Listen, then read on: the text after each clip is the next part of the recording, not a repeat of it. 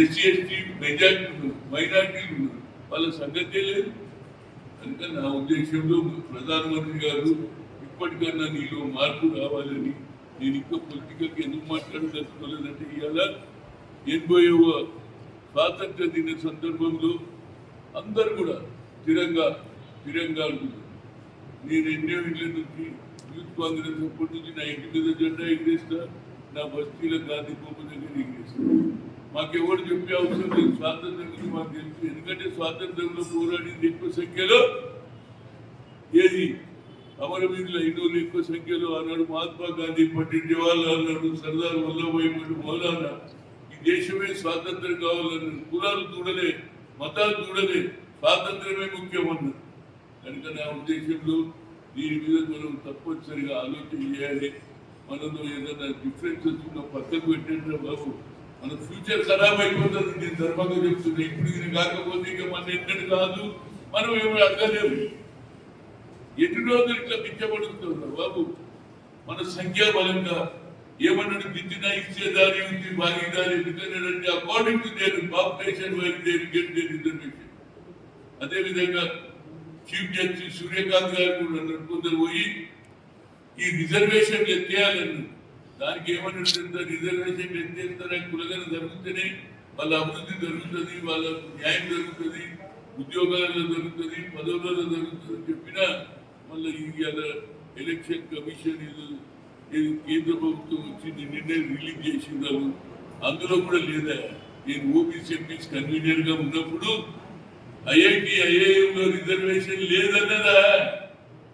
Supreme court కొట్టేసింది, no question of reservation for OBC IIT IIM అన్నారు.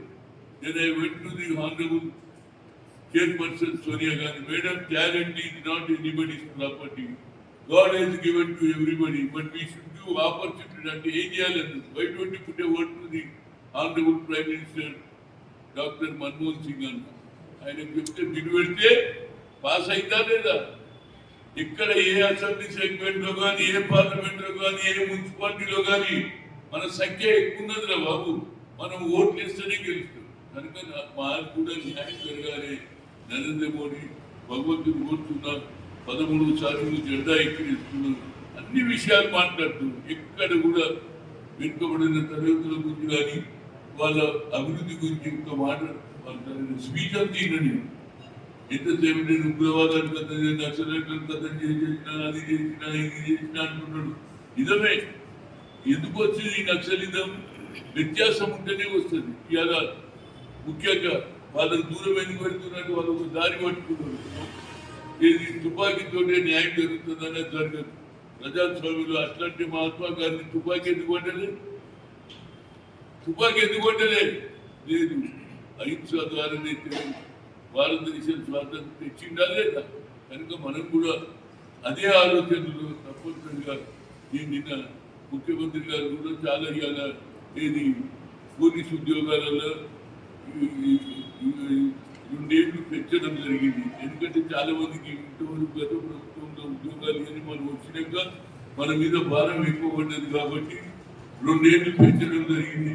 అదేవిధంగా నిన్నగాక ఉన్న ఇంకో కార్యక్రమం, మహిళలు ఇళ్లలో ఉంటారు, పనిచేసే కొందరేమో చౌకబాసం చేస్తారు, బాసాలు దొరుకుతారు, ఇల్లు ఉంటారు. కొందరేమో ఏం చేయాలని అర్థం కాక ఇళ్లలో ఉంటుంది కాబట్టి వాళ్ళకు ఏది కుట్టు మిషన్లు ఏది ఇవాళ ఫాస్ట్గా ఆటోమేటిక్ ఇచ్చినాయి. అది ప్రతి నియోజకవర్గానికి 1000 మిషన్లు ఇస్తున్నారు. అట్లా విడోస్ కానీ, మొగటి పెట్టిన ఆడవాళ్ళు కానీ, అదేవిధంగా వాళ్ళందరికీ కూడా మనకు న్యాయం చేస్తే, ఒక జాకెట్ కుడుతారు, ఒక షర్ట్ కుడుతారు, ఒక పైజామా కుడుతారు, వాళ్ళ బతుకు. ఇది మంచి కార్యక్రమం. మా ముఖ్యమంత్రి అదే కాకుండా ఇవాళ నేను గొప్పతనం చెప్తలేదు, ఆయన ఆలోచన చాలా బాగుంది. నేను అడిగిన ఏమయ్యా మరి మేము తెలంగాణ వచ్చింది, తెలంగాణ రాక ముందు మీరు ఇది ఒక ఆలోచన చేసి కామారెడ్డిలో నేను 42% రిజర్వేషన్ ఇస్తానని ఇవ్వడం జరిగింది. కానీ ఆ తర్వాత ఆయన ఒక ఆలోచన చేశాడు, ప్రభుత్వం రాగానే క్యాస్ట్ వైజ్ సెంటర్ చేసిందా లేదా, కులగన చేసిందా లేదా, చేస్తే 40-56% అని ఆయననే చెప్పాడు, ఒక ముఖ్యమంత్రి చెప్పాడు. భారతదేశంలో ఎవరు చేయని పని ఆయన చేసి కనుక దీని మీద కూడా మా ముఖ్యమంత్రి గారు చొరవ తీసుకోవాలి, మహేష్ కుమార్ గౌడ్ గారు చొరవ తీసుకొని తప్పనిసరిగా ఏ విధంగా సర్ మీద మన పిల్లలు ఏ విధంగా పనిచేసారు, అదేవిధంగా మన కులగలను ప్రతి ఒక్కరు ఇది నా కార్యక్రమం అయినా ఇంటి కార్యక్రమం నా ఇంట్లో బిడ్డ పెట్టేది ఏ విధంగా పెళ్లి చేయాలని ఆలోచన చేస్తున్నారు, వారి కుటుంబం బాగుండాలనేది అందరి కుటుంబ సమస్య.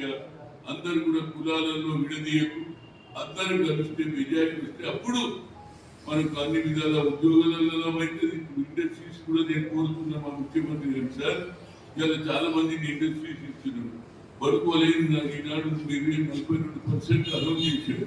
కానీ ఇండస్ట్రీలో కూడా చాలా మంది ఇవాళ ఇండస్ట్రీ ఎంటర్ప్రీనియర్స్ తయారయ్యి వాళ్ళకు పెట్టాలని వారికి కూడా అవకాశం ఇస్తే వారు 10 మంది పిల్లలకు ఉద్యోగాలు ఇస్తారు, మన వాళ్ళకి ఇచ్చినట్టు ఉంటుంది, 42% అయినట్టు ఉంటుంది అనేది నా ఉద్దేశం. ఏదైనా స్వాతంత్ర దినోత్సవ సందర్భంలో వాళ్ళు ఇదే రోజు ఇచ్చింది కాబట్టి నేను చెప్పొద్దు అనుకుంటున్నాను. కానీ నిన్ననే వాళ్ళు అనౌన్స్ చేసిండ్రు. ఇవన్నీ నేను చూసిన తర్వాత మనం మాట్లాడకపోతే ఏదో నేను వ్యతిరేకం కాదు బాబు.